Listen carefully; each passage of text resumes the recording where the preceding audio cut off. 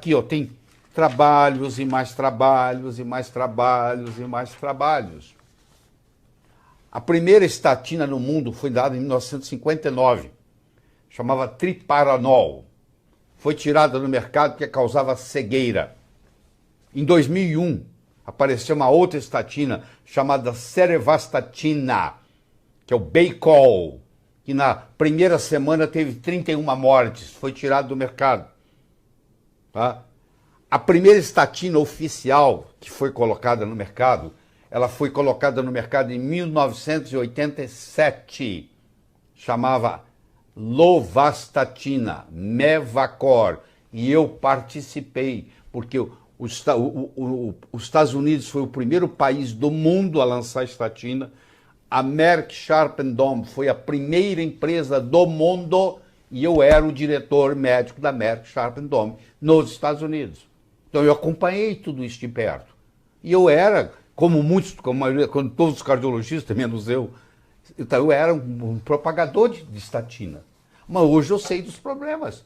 E eu não vou ficar calado. Eu sei que eu estou correndo até risco de morte em falar isso aqui. Mas eu quero deixar esse legado. Eu quero que você vá para o spacedoc.com e você avalie lá o trabalho do Dr.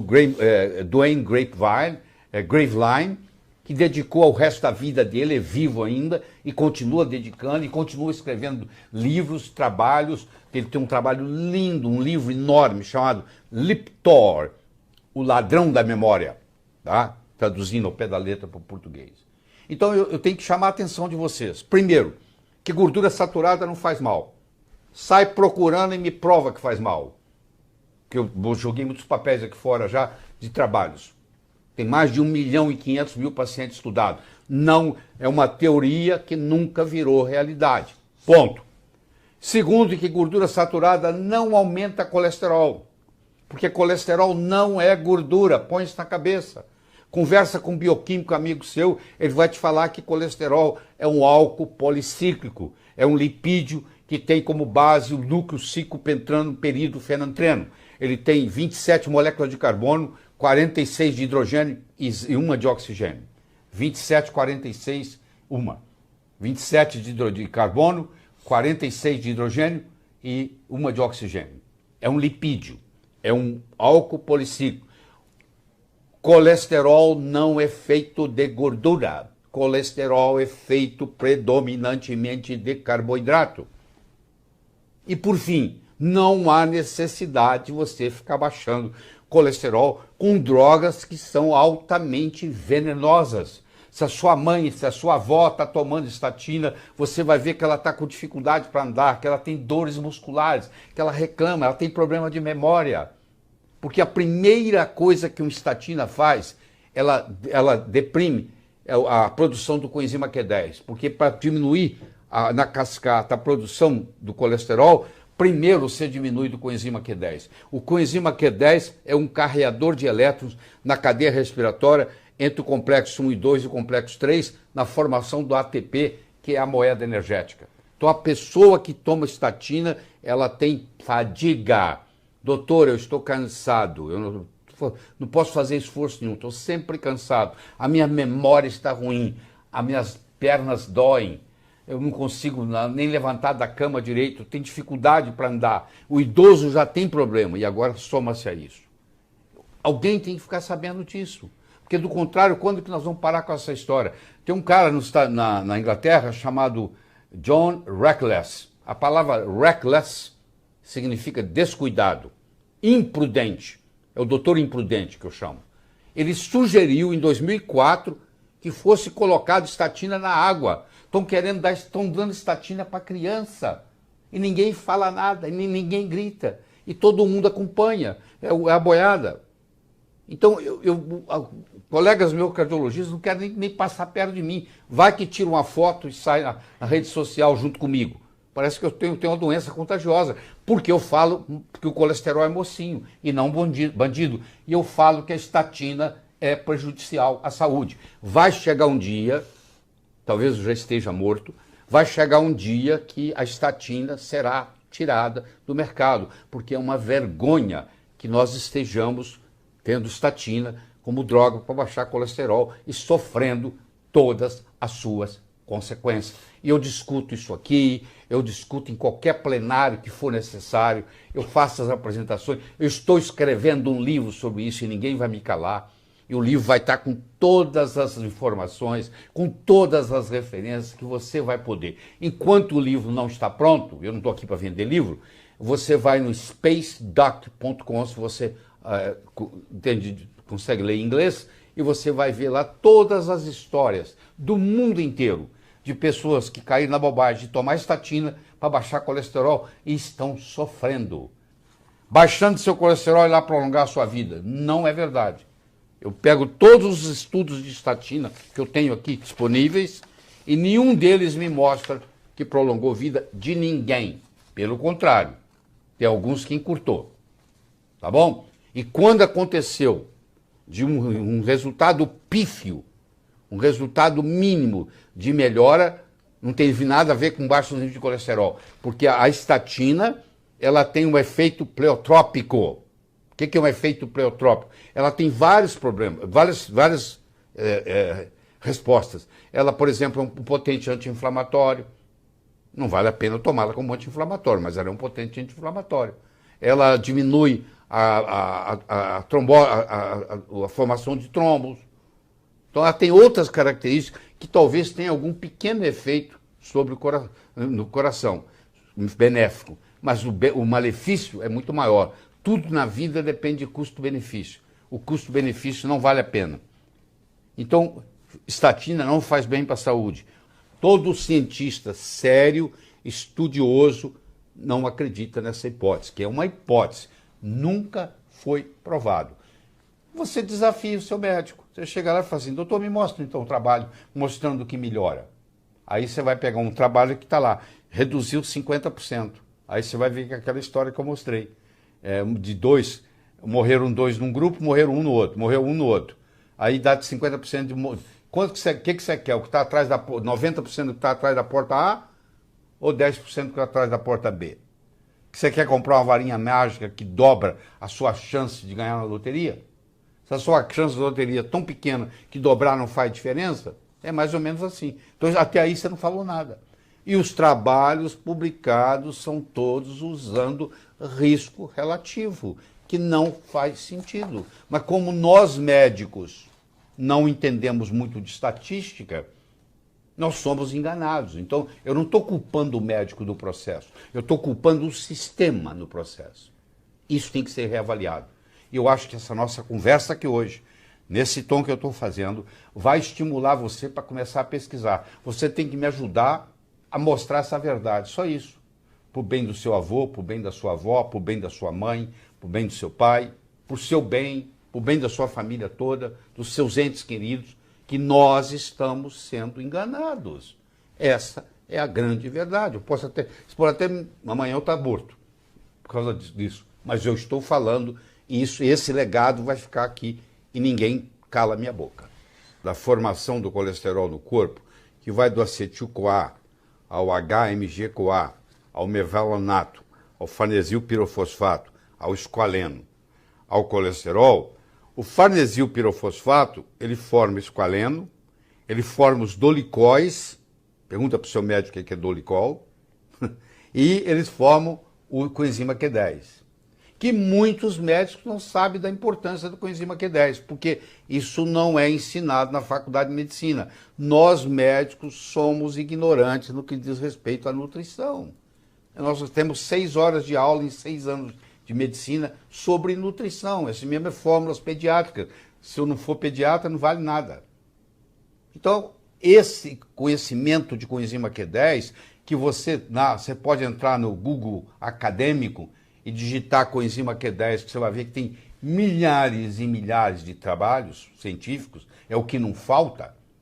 Esse coenzima Q10 é um carreador de elétron na cadeia respiratória da mitocôndria. E sem o coenzima Q10, fica difícil produzir a moeda energética do corpo, que chama ATP. O ATP é a moeda energética. Então, a pessoa que bloqueia, quando eu bloqueio a formação, eu inibo o HMG-CoA redutase com a estatina, eu inibo toda a cascata do mevalonato, é o chamado mevalonato pathway. Eu acabo inibindo a produção dos dolicóis, que causa biogênese mitocondrial, a produção do coenzima Q10, que vai causar fadiga, e a produção do esqualeno, que vai produzir colesterol. Só para você ter uma ideia, eu tomo esqualeno para aumentar o colesterol. Eu tenho 72 anos de idade, entendeu? Você vê a minha energia que é aqui, como é que é. Eu tomo esqualeno para aumentar o meu colesterol, não é para diminuí-lo, não. Porque o Dr. Hamasaki, Tomohito Hamasaki, no Japão, mostrou que as pessoas idosas como eu, se tiver o colesterol mais alto, vai ter mais saúde, vai viver mais tempo. É o contrário. É o contrário. Aí no YouTube, em todo lugar, você manda esse link para o seu cardiologista para ele assistir. Ela, sei lá. Mas não pare por conta própria. Por favor, eu não estou aqui para fazer isso. Eu estou aqui para chamar a sua atenção. Eu acho que você é responsável pela sua saúde. Não é seu médico que é responsável pela sua saúde. É você. E você tem que procurar o que é melhor para você. Tá bom? E não acredita em mim, não. Vai fazer o seu dever de casa. Vai procurar. Você vai ver. Você tem LDL boa, LDL ruim. Você tem HDL boa, você tem HDL ruim. Então você vê que a confusão vai ficando cada vez maior. Se você tivesse remédios que você baixasse o colesterol sem efeitos colaterais, talvez isso não tivesse tanta importância. Só que os remédios são venenos. E nós vamos ter a oportunidade de discutir isso aqui com você. Eu sei que é uma situação difícil, nós estamos aqui remando contra a correnteza, mas eu me proponho a fazer isso. Eu acho que essa noite é um legado que nós estamos deixando, que mesmo depois da minha morte, esse vídeo vai estar aí para quem quiser conferir, porque a realidade é que nós estamos sendo enganados por muitos anos no que diz respeito à gordura saturada, no que diz respeito a colesterol e mesmo no que diz respeito à redução dos níveis de colesterol. E eu nem culpo os médicos por isso, eu acho que eu culpo o sistema.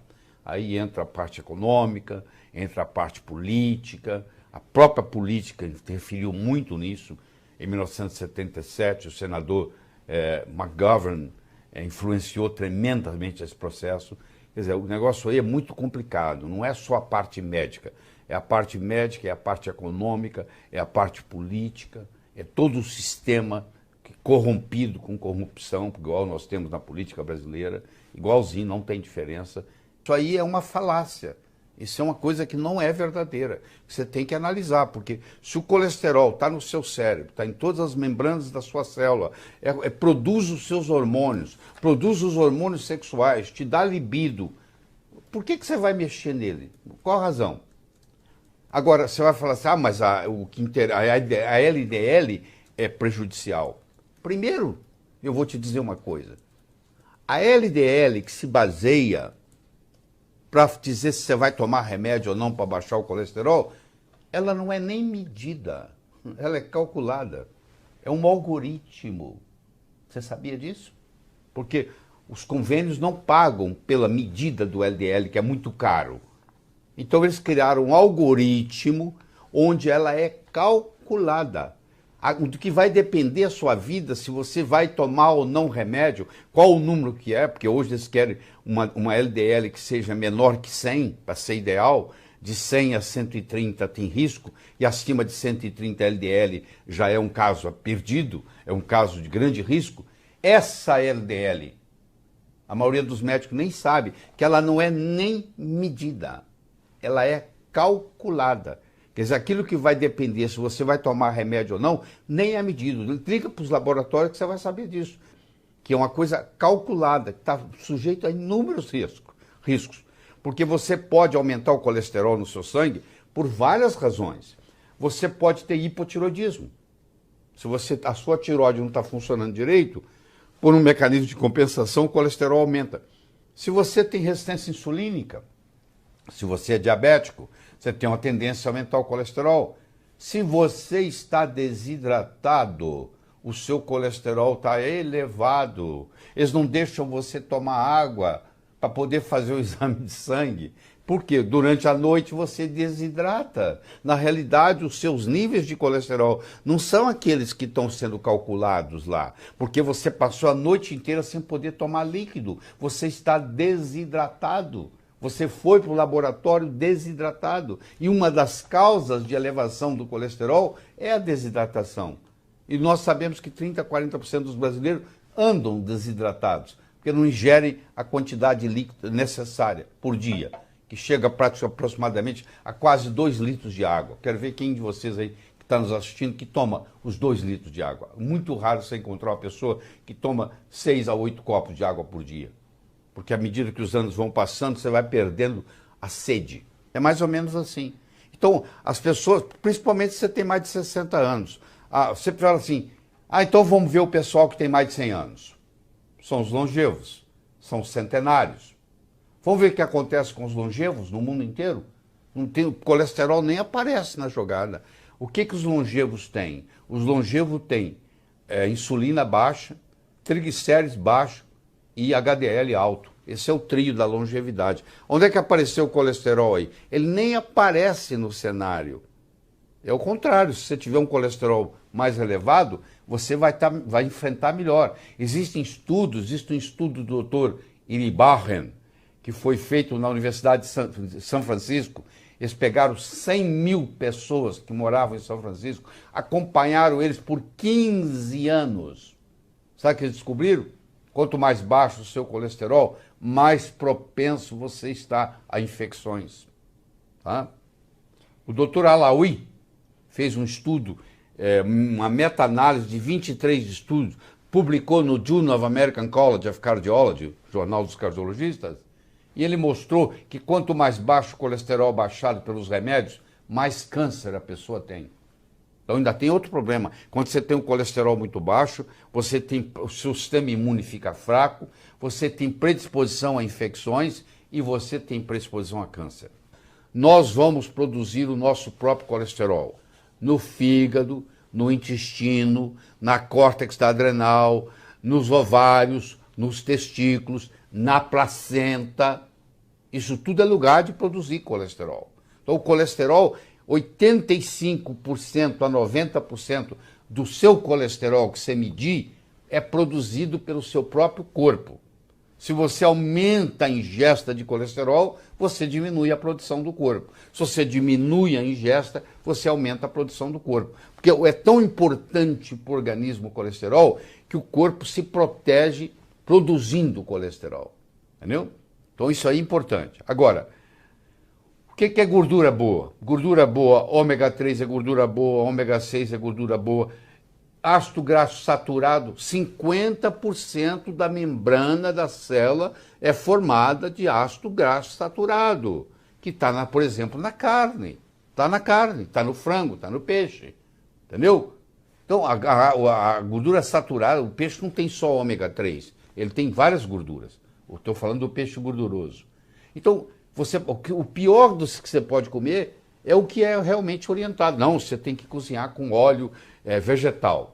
O único óleo vegetal que você pode cozinhar é o óleo de coco, porque o óleo de coco é saturado, só que é uma saturação de cadeia média. Os ácidos graxos, eles são acético, propiônico, butírico, valérico, capróico, caprílico, cáprico, láurico, mirístico, esteárico, araquídico, beênico, lignocérico, e assim vai. Então, saber bioquímica para entender isso é muito importante. Nós, na faculdade de medicina, nós aprendemos bioquímica no 2º ano de medicina. Só que quando a gente chega lá no 5º e no 6º, que a gente vê a importância da bioquímica, nós já esquecemos da bioquímica. Então, a maioria dos médicos não sabe bioquímica bem.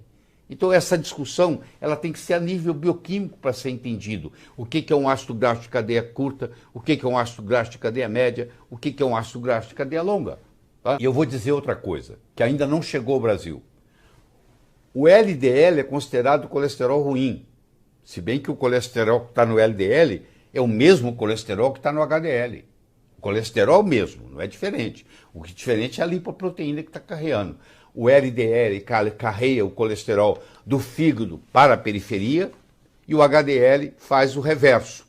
que pega da periferia e traz para o fígado para ser eliminado.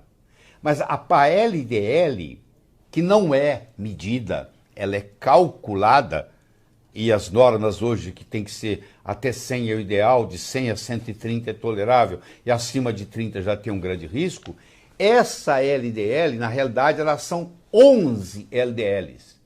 Tem 11 tipos diferentes de LDL. Dessas 11 tipos diferentes, 9 são benéficas ou neutras, e só 2 são maléficas.